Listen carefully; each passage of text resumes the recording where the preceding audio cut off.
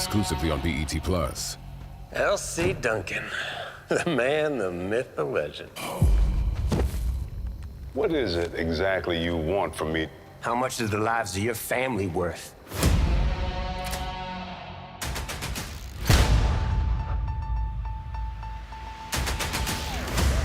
I say L to the C to the don't call her to come back. Duncan. It's good to see all of you.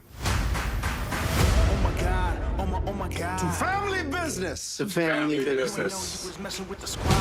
Your newfound independence from your family brings you great opportunities, Junior. That's something that I've always wanted to have. Now it is time to show them. Pop, we got a problem. They say your change gonna come. It sounds like you're planning to go to war. Just know that you've been warned. Gonna put some respect on my name. This is that calm before the storm. Your daddy is picking off the Dixie Mafia one by one. A man just keeps getting finer the older he gets, goddamn! This stays between me and you. We're still your family, man. You can run, but you cannot hide for long.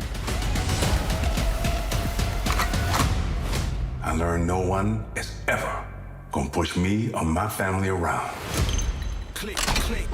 Boom. We ain't gonna never stop. No one. Whew.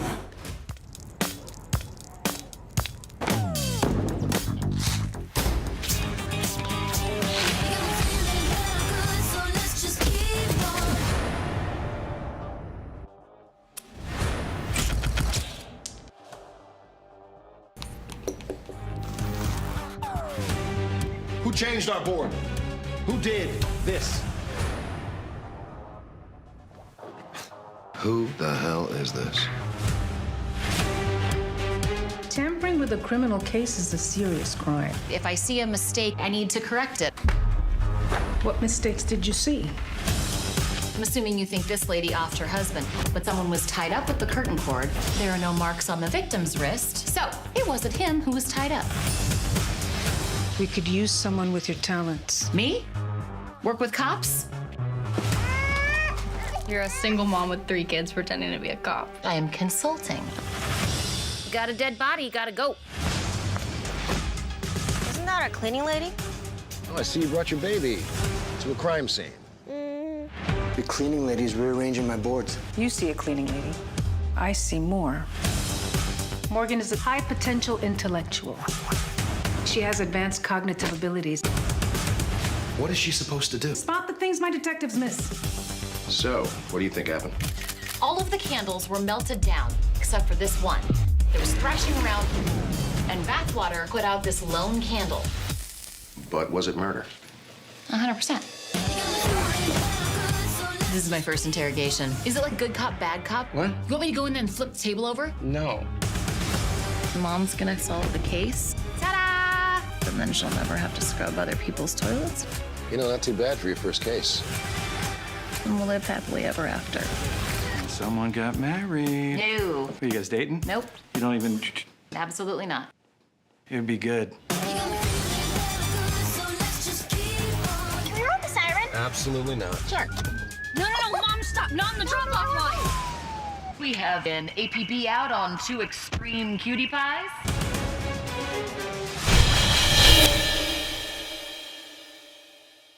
Welcome back to the Next Big Thing podcast. Today I am going to be talking to actor Javicia Leslie. Hi Javicia, thank you for taking the time with me today.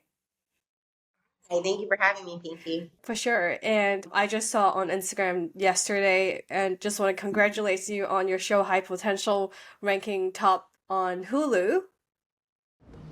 Good morning. Hey. Hi. Over here.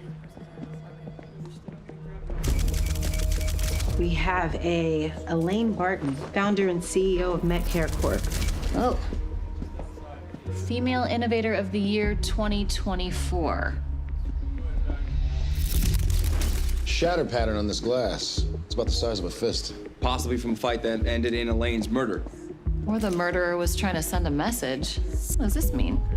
Let's rush the autopsy and hope we can lift Prince off that trophy. You said an employee called 911? Yeah, Elaine's assistant, Samantha Wozniak. She's with an officer now.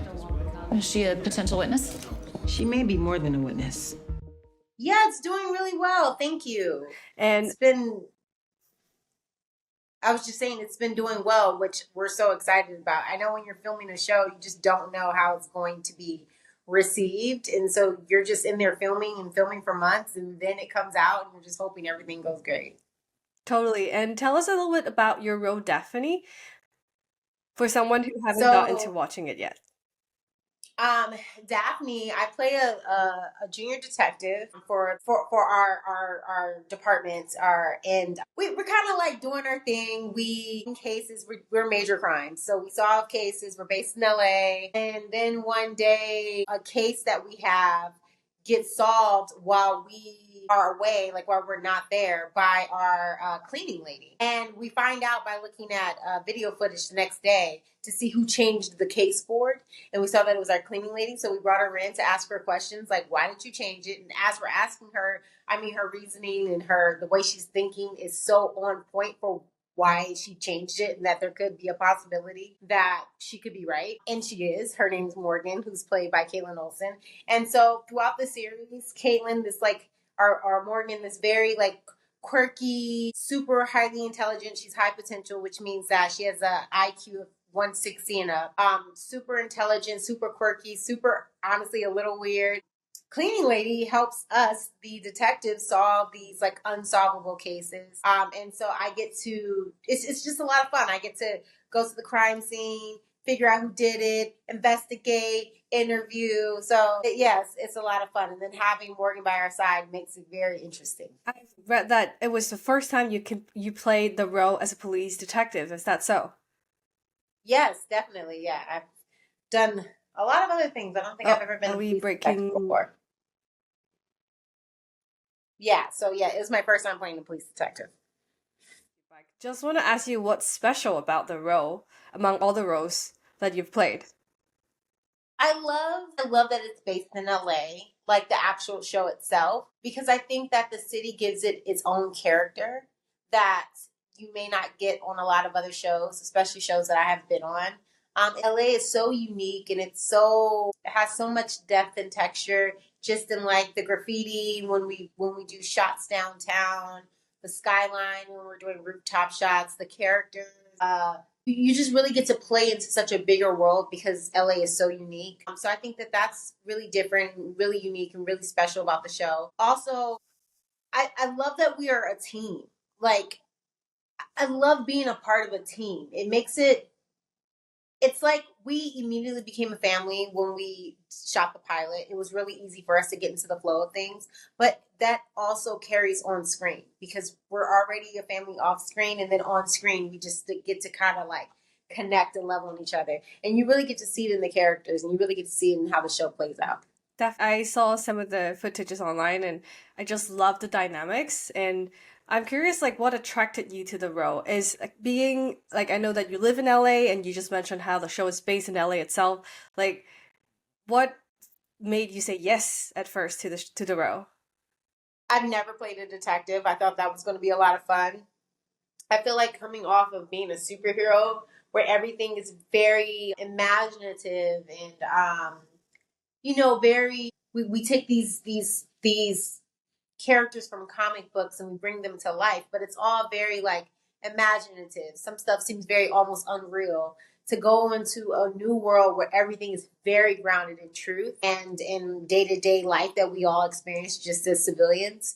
And so to be able to jump into that world, it's challenging, and I love that. I love the fact that there's no special rose or flower that can heal everyone, and there's no villain that looks like a walking alligator or all the other villains we've had on the CW shows. So coming into this, getting the chance to play something so grounded and so realistic, and also a lot had to do with the cast. I was really excited to play with Caitlin and Daniel and Judy and Dennis and Amira and Matt. And so to be able to play with them, and then really what also attracted me was our show's producers. They had done shows that I grew up watching. So I knew like we were really dealing with like some high talent and some great writing. And so all of those to me put together gave me the sign that like, okay, this is what I think my next project will be. That's awesome. And can you take us behind the scenes and share maybe something that you have like on set that's most memorable to you, or it's like very like yeah.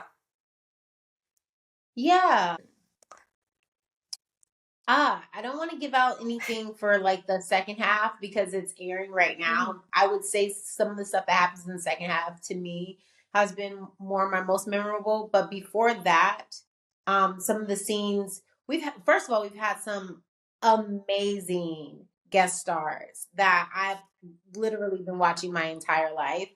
Just in the last episode, two actresses or an actor and an actress were two talents that I had seen growing up that I had never seen before. I mean, that I never got to work with before. And then also really it's like the show is light. And so since the show is so light, we have so much fun. So when I think about like my most memorable experiences, it's us like on set making jokes on each other and like finding our own camaraderie. Like a lot of my favorite memories with this crew and this cast is like whenever we're wrapped and we get to go and hang out together outside of the production. Like that to me it means a lot more than anything because you know, we do our careers and it's fun and beautiful to be able to show up for work, but this is our real lives. This is our life. And we want to be able to have a healthy balance in everything. And I feel like this show has so much healthy balance, which creates memorable moments constantly, really. And then you talked a lot about the show being female led, and you appreciate that point a lot.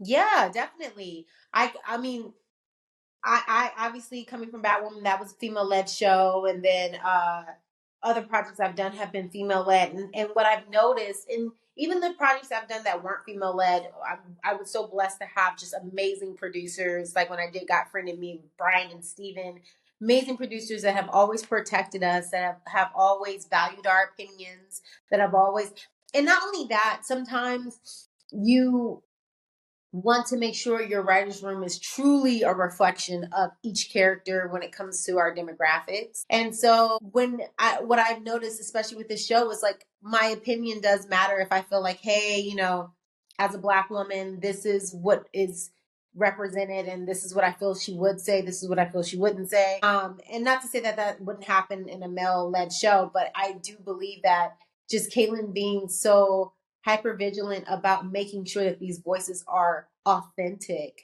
has truly been able to create a real story. And her and our producers have come together to really be able to highlight our individual voices. I also feel like in a world where the smaller things that may get missed, women notice it, and she notices it all the time. And so like we'll be in a scene and she just noticed the little small things, you know? And I feel like that has something to do with her being a mom, you know? Moms notice things that I feel like a lot of people may miss. And that just really makes it a very special environment. And then also just when you do have a female produced and a female led show, the personal things that you may be going through are being accounted for. A random small fact, I was getting my eggs frozen in the midst of filming this project. And I remember our producer calling me, and this was Daniel, our producer. He called me. He's just like, hey, if you need extra time or if you need to come in later so that you can get your injections, just let me know. Like that is something that I don't think that you get everywhere or on every set. And being a part of this project and having that support means a lot. Totally. Like it's a respect and a space that they could give you during the shooting time. Yeah. Yeah. And you talked about a little on the details on set on how she noticed like, the small things. And I also saw that the crew has put a lot of effort into the little details, almost like Easter eggs for fans to find out. And I know that there's something about a mug that is related to you. Can you tell us a little bit more? So anyone that knows me knows how important my dog is to me. And so when we were doing, and this is also a shout out to our producing director, because she asked me, she was like, hey, I know you have a dog and, you know, Daphne seems like the type that will have a lot of candy and maybe we can get her like a mug that has your dog's picture on it with all the candy. And so they found a picture of Judah and they put the picture of Judah on the mug, but also there's a picture of Judah on like the coaster that sits on my desk. So it's really cool because it's like, that's my dog, but it's Daphne's dog too. That's so sweet because I'm always curious on like how people set up sets and scenes, and to see that Yeah. personal touches like that. And then you also mentioned you put something in the drawers that would remind you of your lines. So what are some of the things that you could tell fans like, oh, this is Oh my something I would gosh, remind no. you of? So I have a drawer that is like because it's a real desk.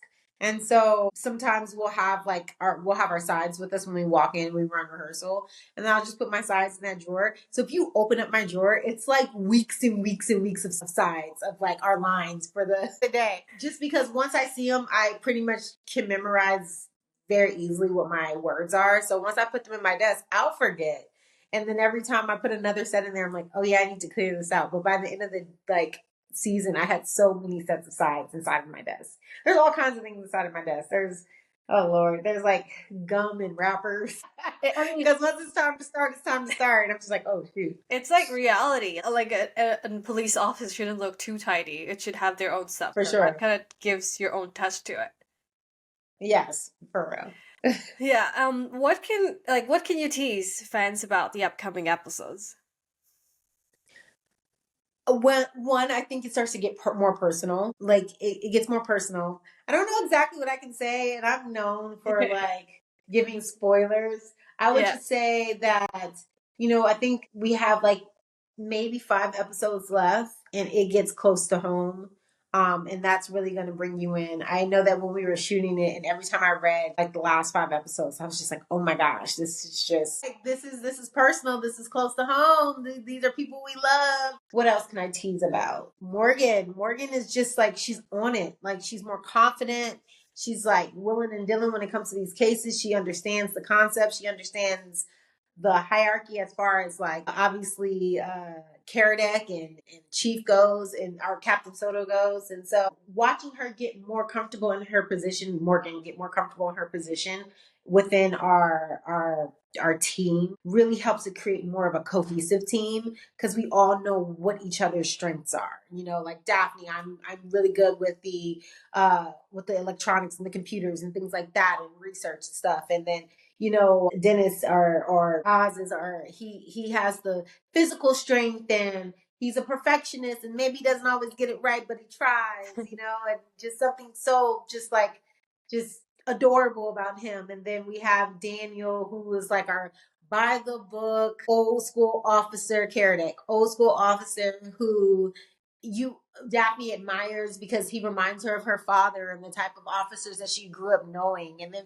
obviously we have Captain Soto, who is just like it. And that's another thing when we go back to women-led shows, like to choose a female captain and how powerful that is, And so I'm excited for the rest of the season because you'll see these characters become closer. You see the drama hit closer to home, and you really see us like fight for each other. Okay, that's cool. And now I want to ask you a little bit about Batwoman. I know it's some time ago, but then you are the first Black woman to play superhero Batwoman.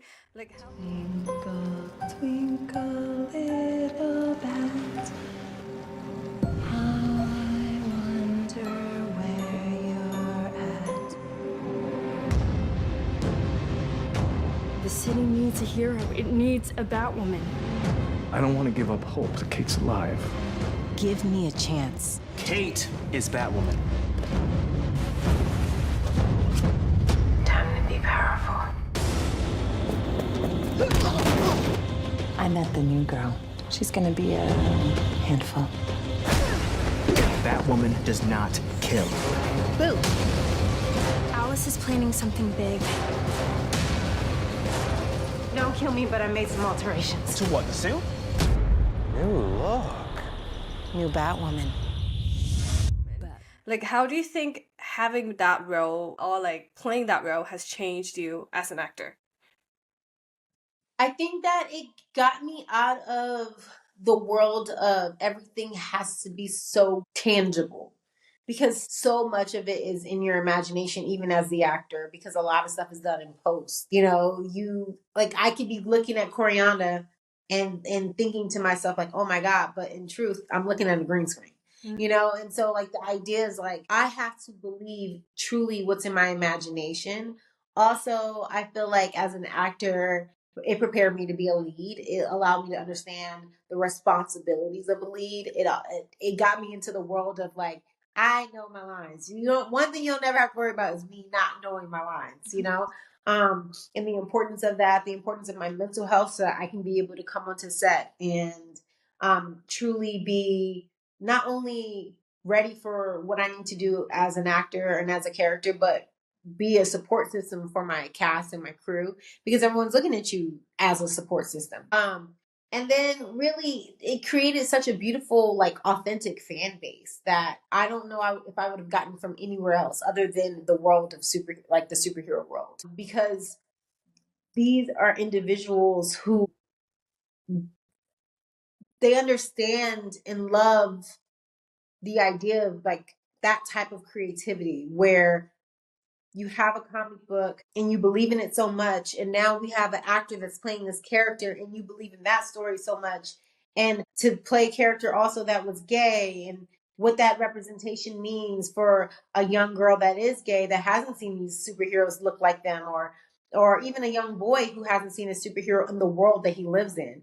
And so I feel like as an actor, having a fan base like that taught me so much and taught me really like not to be scared to speak up for what I believe in. It taught me to continue to defend people and support people, and even online and in situations like this where I'm able to speak up, like use my platform. And curious to know, growing up, were you like, who was your favorite superhero? Did you ever imagine like, oh, I'm gonna play Batwoman one day? No, because I mean, unfortunately, I didn't have the creativity at the time or the imagination at the time to think that races could be changed in superheroes. So I only could look at Black female superheroes, which was Storm, which I'm still obsessed with, but that was my role model, Storm and Catwoman. And Catwoman is actually like an anti-hero. But regardless, like those two characters were characters that I always dreamed one day I would love to play. I would have never, ever, ever imagined I would even have the opportunity to play Batwoman. But that's like the industry has been kind of shifting and kind of allowing that creativity that you mentioned. Ariel, the Disney princess, they're also changing the race for that as much as like they did with Batwoman. So you're one of the almost like the pioneers that took on the roles to do that. And I wanted to ask you, because I know that prior to acting, you actually had a business management degree from Hampton University. Like how did you end up in acting, and what was the changing point, or like when was it that you realized I don't want to do a typical job, but I want to get into acting? To be honest, I never really wanted to do a typical job. I got that degree because my mom was like, you need a real job just in case.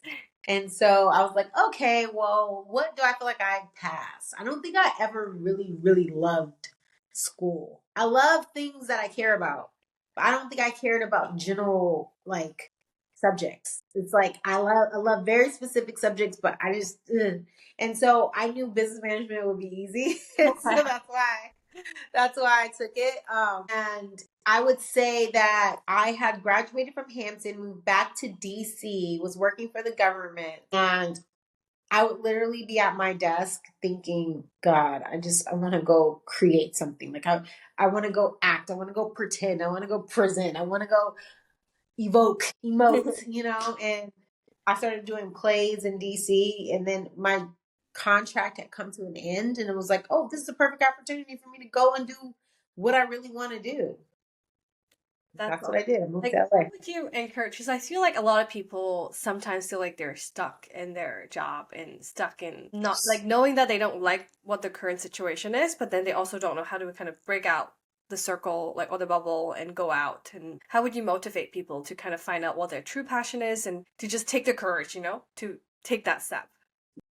I would say, first of all, a lot of things are instinctual. So it's like, what does your spirit tell you? Like, what brightens your day and brightens your spirit when you're doing it, that you can actually make money from, right? So it's like you work a 9 to 5, but every time you get an opportunity to dance, you feel like your soul is alive. Like that's speaking to something. So what I did was I first started doing things on the side while still keeping my main job and started saving money.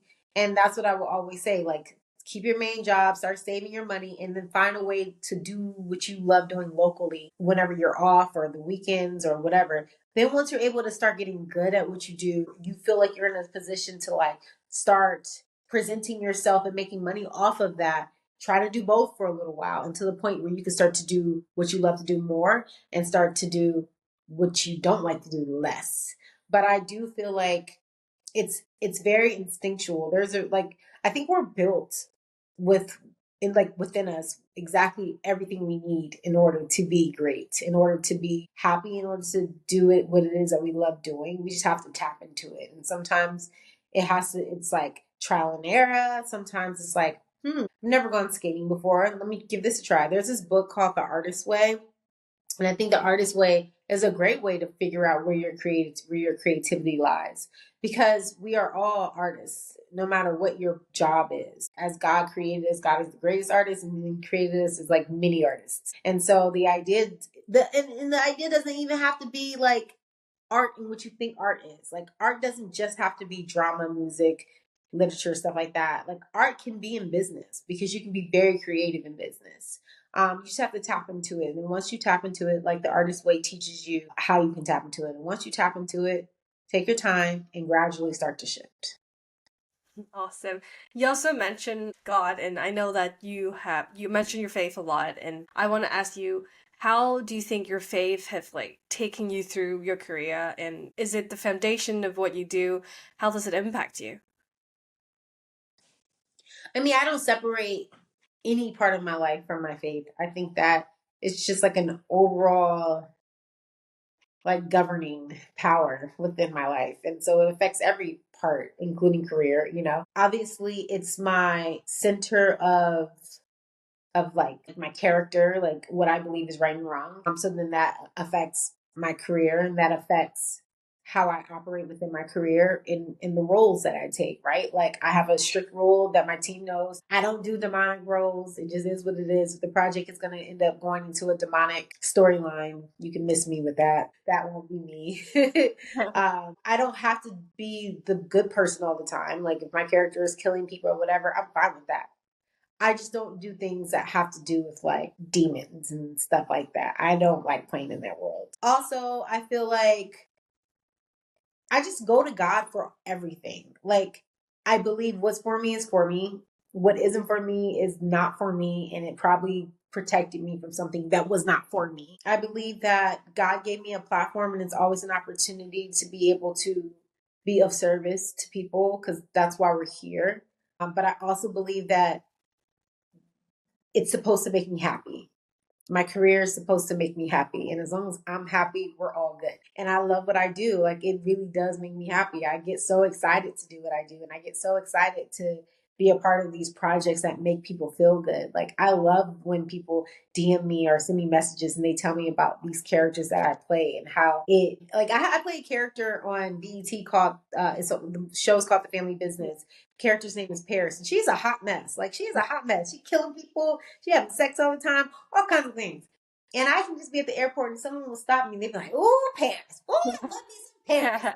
And just to see that I bring that kind of entertainment and I bring that type of enjoyment into someone's life, it's so beautiful. And I just feel like that's a part of God guiding me into like every aspect of my life, including my career. And what is something that you want to take on next in your acting career? Is there a role that you want to challenge yourself to take on in another genre that you would like to go into?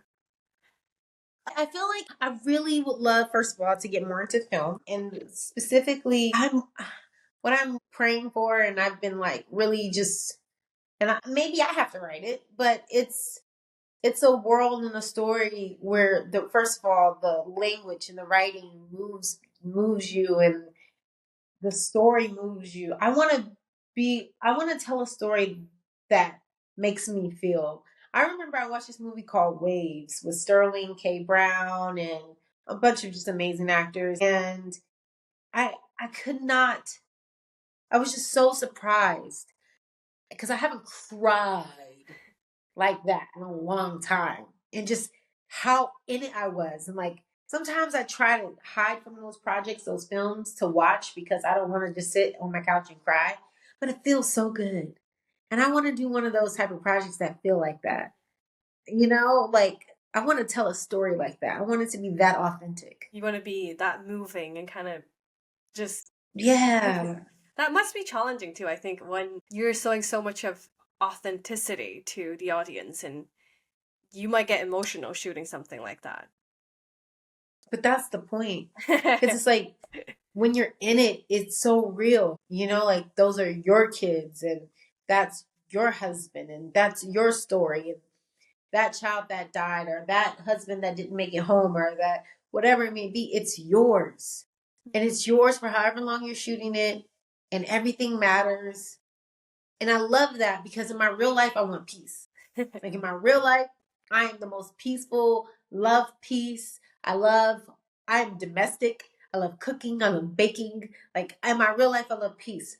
But like in the world of film and television, I love anguish. I don't know why. I love loss. I love all of it. I mean, that like all the things I don't in my real life. Kind of push yourself out of your comfort zone. You're like, I'm happily in my comfort bubble when I'm in real life, but then in your acting career, you're like, yeah, I want to be all out. Because I feel like we are like this like this vessel of all of our ancestors, right? And a part of my ancestors' stories are within me. So even if I've never suffered from this, I've had ancestors that did suffer from all of these things. And I want to tell their story. Yeah, that's so sweet. And talking about what you do outside of work, the internet tells me that you have a fast interest in all athletics things, that you do Muay Thai, you do boxing, you do track, you do swimming, the list go on and on. Like, how is that true? Did I miss anything? And no, you didn't miss anything. I'm obsessed with this.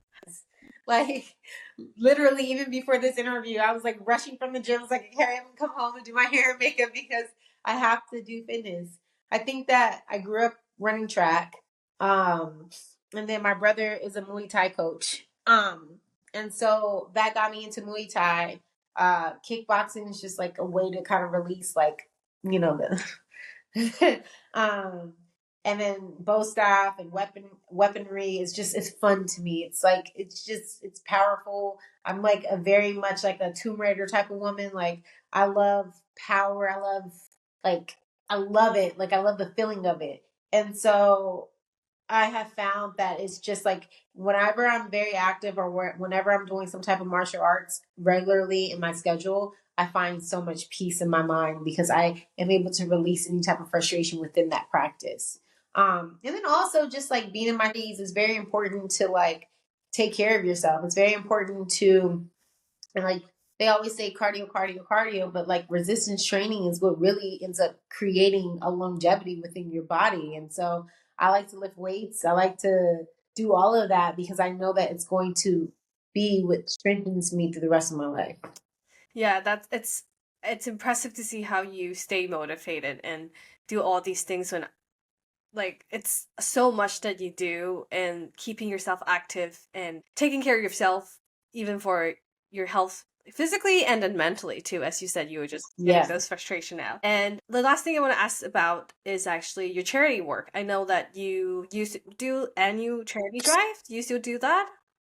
Yeah.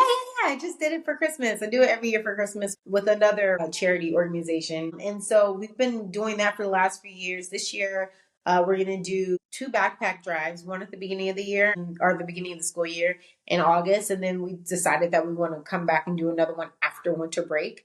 That way, anything that the kids need to re-up on, we have that for them, whether they be notebooks, pencils, pens, supplies, whatever.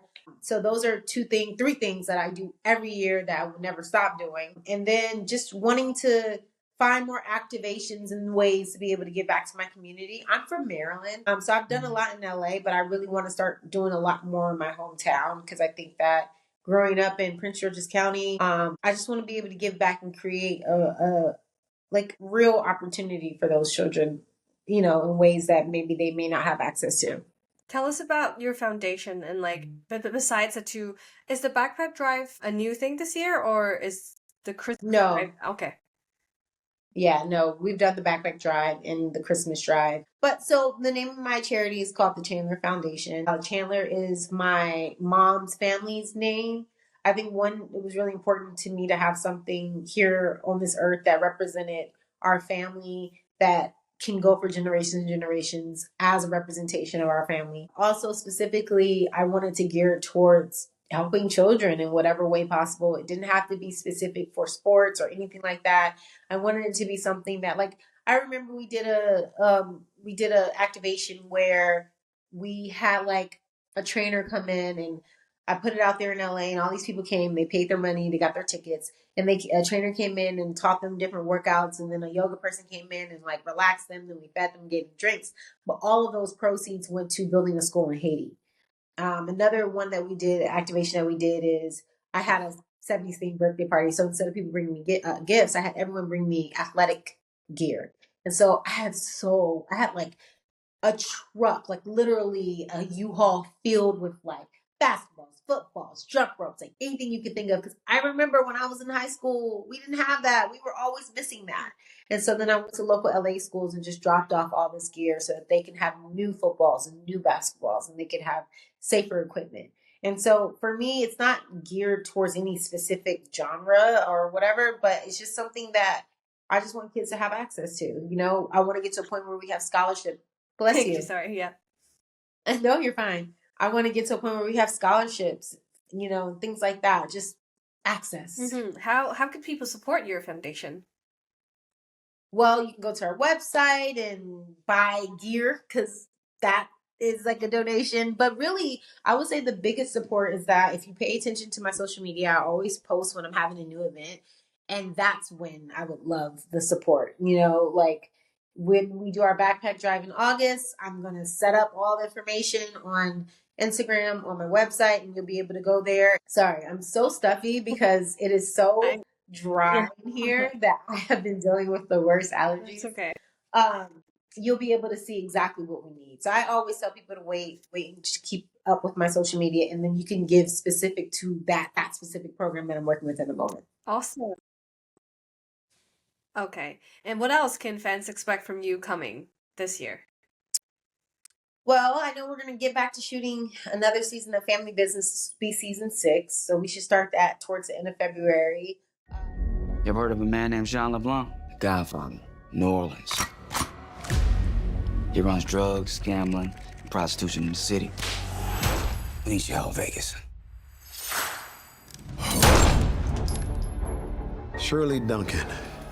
This casino right here, this is my family's legacy. And there is no amount of money that can buy it. There's trouble brewing, and you need this. It will protect you. We got a problem. Who did you see carrying my brother's body? If we don't get this figured out, we're gonna be in the middle of a damn war. I shouldn't be telling you my family business, but my brother is a killer.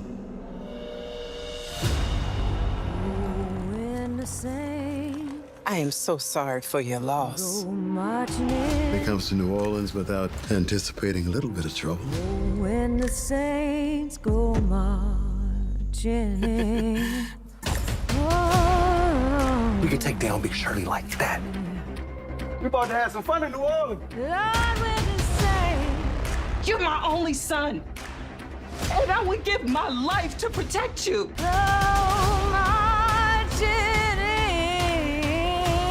I'm a Duncan and we fighting. That's what we do. And now it's my time. Duncans want war. Ready for the fight. We gonna get a funky asses a war. They've escalated everything. Do you know who I am? Ready for it all. Welcome to hell, motherfucker. Sometimes you gotta do what you gotta do. I won't let anyone come between my family or this business. And then High Potential is still going. I think it'll go for at least another month and a half. And that's it for right now, because we're going to start shooting High Potential again. And so that will kind of take up the rest of my year. All right. I know we'll all be looking forward to that. Thank you so much, Javicia, for your time today. Of course. Thank you for having me. All right. You take care.